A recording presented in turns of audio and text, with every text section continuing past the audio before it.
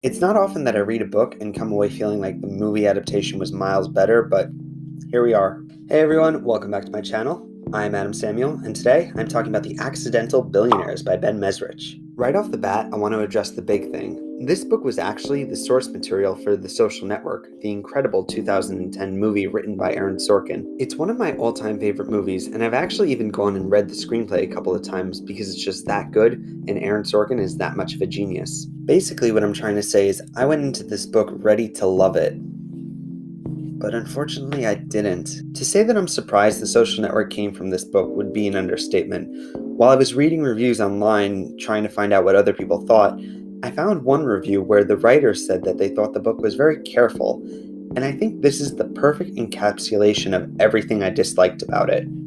Reading this book was like looking at a blurry picture. Scenes would be vague, brushed over with minimal dialogue, and that's not even mentioning how much exposition there was. For pages and pages, we'd get told backstory about the key players, and as a result, the story at times felt more like reading a Wikipedia article than anything else. Anyway, I'm getting ahead of myself, but for those of you who don't know, The Accidental Billionaires is the story of Facebook's founding, starting from Mark Zuckerberg creating the site in his Harvard dorm room, all the way to it crossing 1 million users. Which brings me to the first major issue I had with this book. So, in the introduction, the author mentions that the story is pieced together from various sources and interviews. The problem is that Mark Zuckerberg himself declined to comment, and as a result, his scenes are very vague and we never get a glimpse into his head and get to know what he was thinking, which is what this book so badly needed. I wanted to know how Mark was feeling when he was doing these things or screwing that person over, whether it was personal or just ruthless business.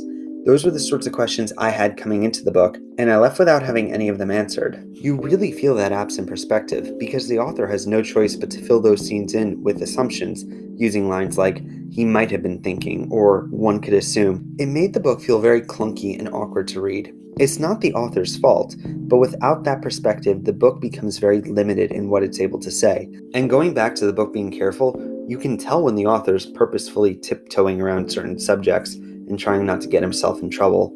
There will be more vagueness, more assumptions. I would use the word impersonal to describe it, because while the story is full of interesting people, I feel like we never really get to know them beyond the surface. Now, as for the things that I actually did enjoy about the book, I like getting to see how Facebook was created, because it is a super interesting story. Mark Zuckerberg is a compelling person, and while I didn't love how the author based a lot on assumption, it can't be denied that Mark created something that changed the world. I also thought Eduardo Saverin, who actually did provide input for the book, was really interesting. But for me, The Social Network will always be superior.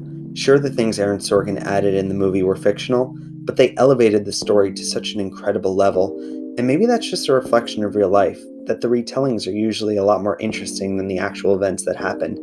It's kind of sad when you think about it that way. So that all said, my grade for The Accidental Billionaires is going to be 2.5 out of 5 stars.